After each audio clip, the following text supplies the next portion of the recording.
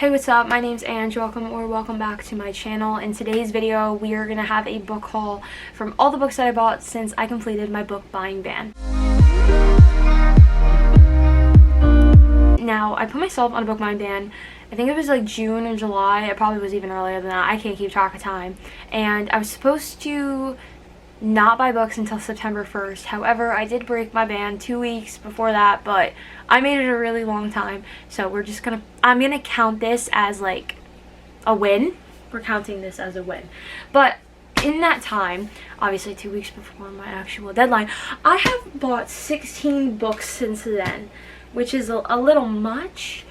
But you can never have too many, you know. Shopping for books and buying books and reading books are two different hobbies. So of course, let's get into the book haul. So first, this was one of the books that I bought 2 weeks before my actual deadline. I got it at Target. You Shouldn't Have Come Here by Geneva Rose. I read The Perfect Marriage and I read The Perfect Marriage and her other book. It was that Housewives one. I found her on, I think it was Kindle Unlimited. Oh, One of Us is Dead. So I read One of Us is Dead and The Perfect Marriage. I rated The Perfect Marriage 5 stars and One of Us is Dead, I rated it 4 stars. I read them a while ago. Yeah, 4 out of 5 for One of Us is Dead. And The Perfect Marriage, I rated it 5 out of 5. I really like those like suspense ones. So I don't even have any idea what You Shouldn't Have Come Here is about, but because it was Geneva Rose, I bought it immediately. This is the highly anticipated new thriller from the New York Times bestselling author of The Perfect Marriage and One of Us is Dead. Grace Evans, an overworked New Yorker looking for a total escape from her busy life, books an Airbnb on a ranch in the middle of Wyoming. Wouldn't do that. I've read too many books and I've seen too many movies to do that. When she arrives at the getaway, she's pleased to find that the owner is a handsome man by the name of Calvin Wells, and he's eager to introduce her to his easygoing way of life. But there are things Grace discovers that she's not too pleased about. A lack of cell phone service, a missing woman, and a feeling that something isn't right with the ranch. Despite her uneasiness, the two bond and start to fall for one another. However, as her departure date nears, things change for the worse. What began as a playful romance soon turns into a complicated web of lies. Grace grows wary of Calvin as his infatuation for her seems to have morphed into obsession. Calvin fears that Grace is hiding something from him, including her reason for staying at his ranch to begin with. Vacation flings typically end in heartbreak, but for Grace and Calvin, it'll be far more destructive. Okay, so like question here. Is this Airbnb that she booked, like, is it in somebody's house? Because I've seen those before, where it's like you're renting a room from somebody, but it couldn't be me. I'm excited for this one. This one would probably be a quick read for me because The Perfect Marriage and again One of Us is Dead, those two books that I did read by her were very quick reads. So I'm excited for this one, and I'm really into hardcover lately, so I was happy to pick this one up at Target. Next was a pre-order, so I don't know if it really counts because I pre-ordered it back when it was announced, but it is The Brothers Hawthorne by Jennifer Lynn Barnes. She wrote the Inheritance Game series, which I absolutely ate up. I read that so quickly. So this one is 4 brothers, 2 missions, 1 explosive read. Grayson Hawthorne was raised as the heir apparent to his billionaire grandfather, taught from the cradle to put family first. Now the great Tobias Hawthorne is dead and his family disinherited, but some lessons linger. When Grayson's half-sisters find themselves in trouble. What? Why don't I remember that? Do I remember that? It's been like forever since I've read the Inheritance Games. I feel like I have to reread them. When Grayson's half-sisters find themselves in trouble, he swoops in to do what he does best, take care of the problem efficiently, effectively, mercilessly. English? And without getting bogged down in emotional entanglements. Jameson Hawthorne is a risk-taker, a sensation-seeker, a player of games. When his mysterious father appears and asks for a favor, Jameson can't resist the challenge. He must infiltrate London's most exclusive underground gambling club, which caters to the rich, the powerful, and the aristocratic, and win an impossible game of greatest stakes. Luckily, Jameson Hawthorne lives for the impossible. Drawn into twisted games on opposite sides of the globe, Grayson and Jameson, with the help of their brothers and the girl who inherited their grandfather's fortune, must dig deep to decide who they want to be and what each of them will sacrifice to win. I'm really excited for this one because I was really looking forward to this again. I flew through the Inheritance Games, and I'm also starting The Naturals this month, so I really like Jennifer Lynn Barnes. Her books are really good and quick.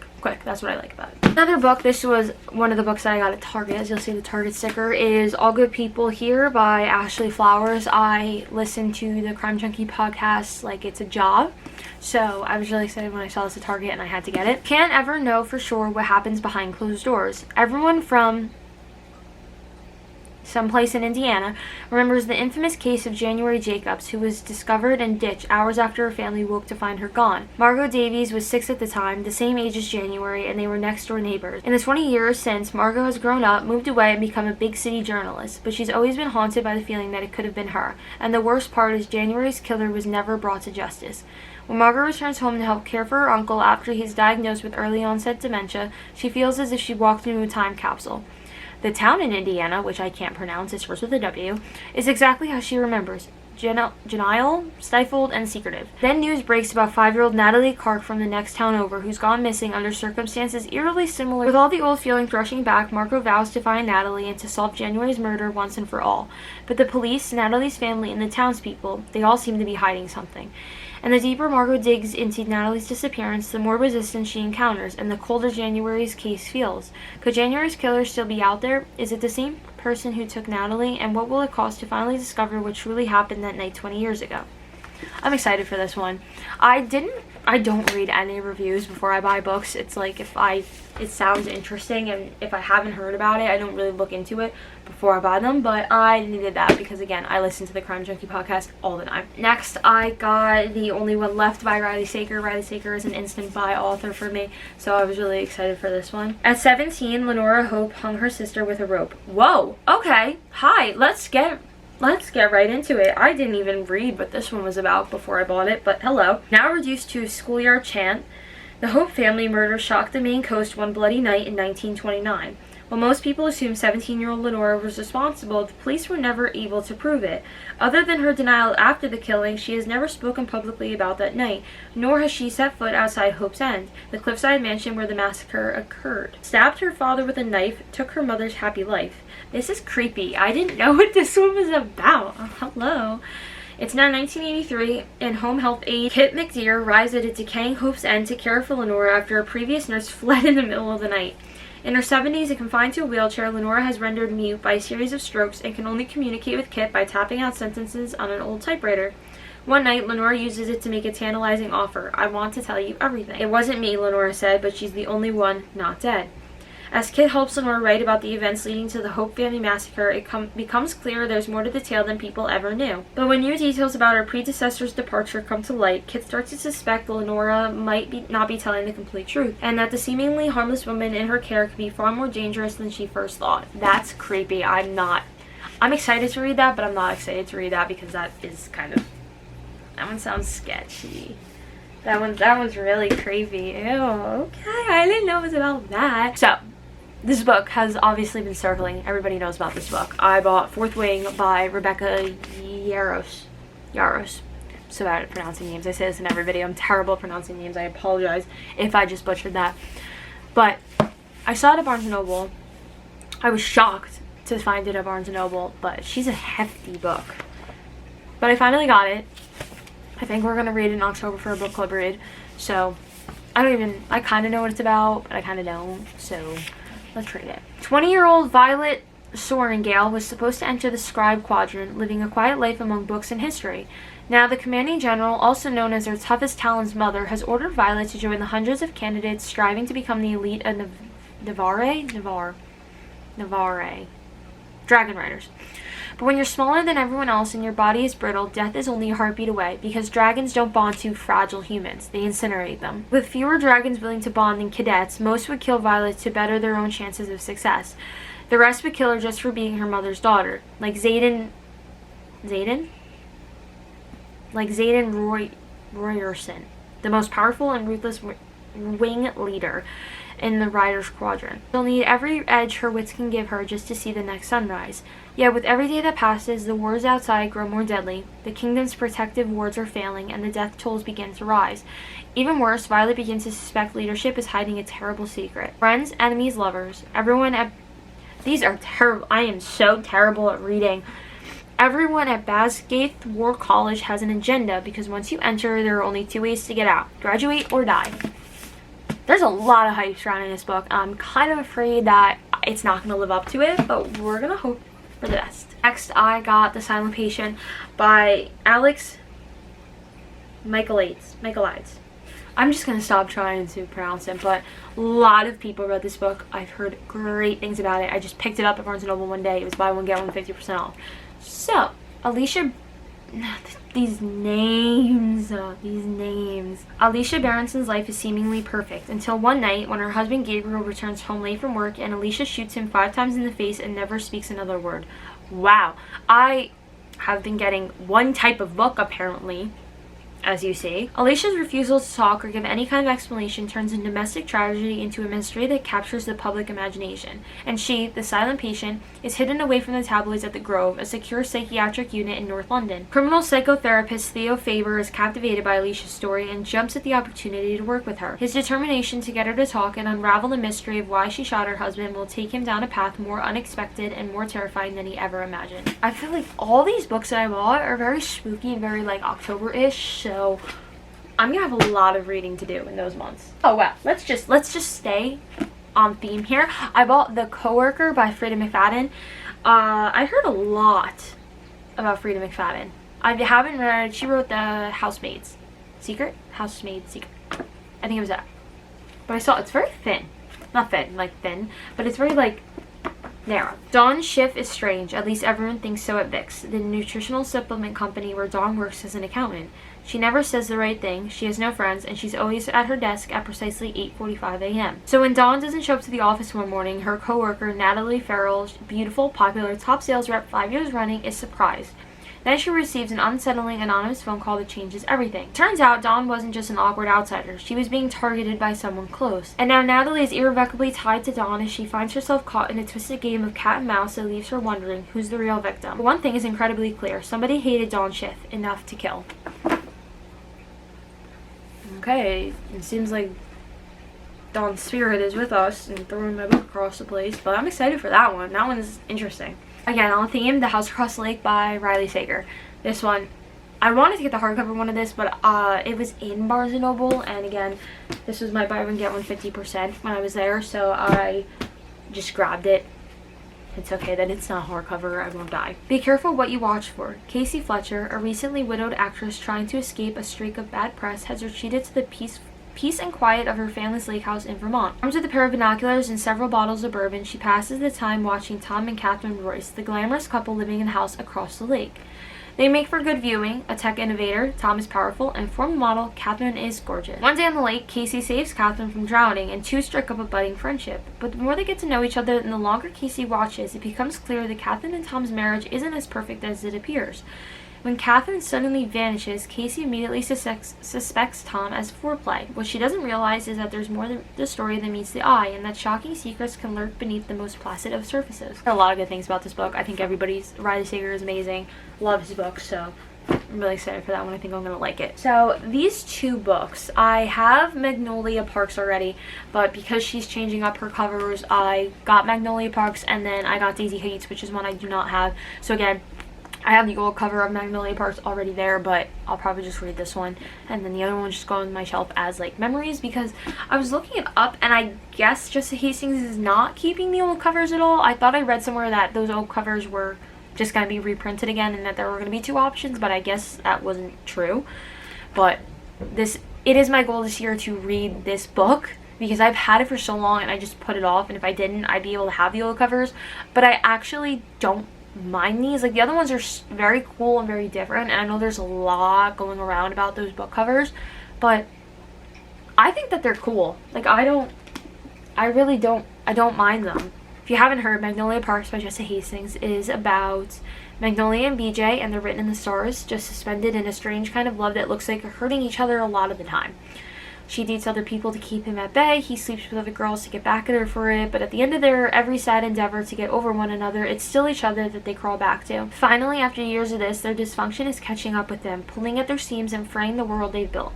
But they're not ready to let go, not yet at least. As the cracks start to show and secrets begin to surface, Magnolia and BJ are forced to face the formidable question they've been avoiding all their lives. How many loves do you really get in a lifetime? I've heard a lot of good things. I'm excited for that one. We'll get to that one eventually. And the next, Daisy Hates, also by Jessa Hastings. Daisy Hates is Princess of London's most notorious family. Raised by her older brother Julian, a London gang lord, after their parents were murdered in front of them 12 years ago, Daisy has never lived beyond his watchful gaze. Julian's line of work means that Daisy's life is complicated, and things don't become any less complex when she falls hard for Christian Hems? We're calling him Christian Hems, the beautiful and emotionally unavailable boy she's been involved with for the past few months, who also happens to be one of the few men in London who doesn't answer to Julian. Christian's life is no walk in the park either. Being in love with Magnolia Parks, his best friend's girlfriend, and all, he's happy enough to use Daisy to disguise his true affections. That is, until she starts to infiltrate those two. As Daisy and Christian's romance blossoms into something neither were anticipating, Daisy, Christian, and Julian each have to come to terms with the fact that in this life everything comes at a price. As their relationships intersect and tangle, they all learn that sometimes life's most worthwhile pursuits can only be paid in blood. I'm excited. I can't wait. These will probably be read in like November, because I want to read a lot of spooky books in October, so those are gonna get read this year, I promise. Next, I found A Thousand Boy Kisses by Tilly Cole when I was at Barnes & Noble. I've never seen this book in person. It's been on my TBR for like ever. I think I want to make a reading vlog about this because apparently this book breaks your heart. So I'm so excited to have my heart broken. I can't wait. He kissed me until there was no part of me that didn't know who it belonged to. He kissed me until my heart again fused with his, two halves of one whole. One kiss lasts a moment, but 1,000 kisses can last a lifetime. One boy, one girl, a bond that is forged in an instant and cherished for a decade. A bond that neither time nor distance can break. A bond that will last forever, or so they believe. When 17-year-old Rune Christensen returns from his native Norway to the sleepy town of Blossom Grove, Georgia, where he befriended Poppy Litchfield as a child, he has just one thing on his mind. Why did the girl who was one half of his soul, who promised to wait faithfully for his return, cut him off without a word of explanation? Rune's heart was broken 2 years ago when Poppy fell silent, but when he discovers the truth of her absence, he finds that the greatest heartache is yet to come. I feel like it's just, I try not to let things get spoiled for me, so now after reading that, I have an idea on what happens, but I have no idea what actually happens. So again, I think this is going to be a reading vlog, so let's stay tuned for that, just in case I do decide to do that. I also picked up What Happens After Midnight by K.L. Walther. She is the author of The Summer of Broken Rules. I read that last summer of 22. So both of these, when I was at Barnes & Noble once, I picked up both of them, even though I have no idea what either one of them are about. Game is almost afoot. Will you join my band of fools? Email the jester XXIII, I don't know, Roman numerals, at gmail.com with your answer. Lily Hopper has 2 more weeks until she's officially finished with boarding school. With graduation quickly approaching, Lily is worried that she somehow missed out on the fun of being in high school. So when she receives a mysterious note inviting her to join the anonymous senior class jester in executing the end-of-the-year prank, Lily sees her chance to put her goody two-shoes reputation behind her. When Lily realizes the jester is none other than Taggart Swell, her ex-boyfriend, she's already in too deep to back out, and it's going to be a problem. Lily might have dumped Tag, but she still has major feelings. Plus, his brilliant plan to steal the school's yearbooks targets none other than Lily's prom date, the senior class president, Daniel. As a group of pranksters hide cryptic clues across campus for Daniel to find, Lily and Tag find themselves in close quarters. As the exes dodge campus safety guards, night owl teachers, a troop of freshmen, and even Daniel himself, new sparks fly between them. But old hurts and painful secrets refuse to be ignored, and with graduation on the horizon, sometimes it takes letting go to realize that some bonds can't be broken. I think this one's going to be cute. I love The Summer of Broken Rules. I thought it was adorable, so I'm excited for that one. I got this one because it looked very fall-y.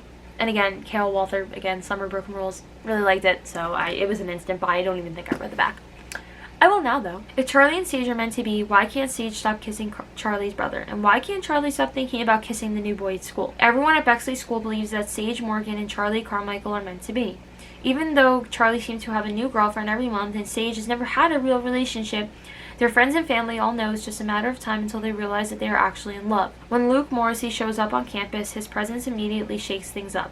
Charlie and Luke are drawn to each other the moment they meet, giving Sage the opportunity to spend time with Charlie's twin brother Nick. But Charlie is afraid of what others will think if he accepts that he is much more than a friendship with Luke. And Sage fears that if she lets things with Nick get too serious too quickly, they won't be able to last as a couple outside of high school and they'll miss their chance at forever. Charlie and Sage will need to rely on each other and their lifelong friendship to figure things out with the boys that they love. I don't know where I got fall vibes from. Isn't that kind of fall-y? I think that's kind of fall-y. That's kind of why I got it. Next, I got Sarah J. Maas. I got Crown of Midnight. This is book 2. Why? I hate the BAM sticker on the back. Isn't this This is book 2 in Throne of Glass, isn't it? For some reason, I feel like it's not. Yeah, this is book 2 in Throne of Glass, Sarah J. Maas' Crown of Midnight. So it's a Throne of Glass novel. I have the first one. I bought it a little bit ago. I want to start this in October. I don't want to read the back because I don't want to ruin anything for myself. So if you don't know, this is the second Throne of Glass novel. I refuse to read the back because I haven't read the first book yet. And I kind of have no idea what the series is about.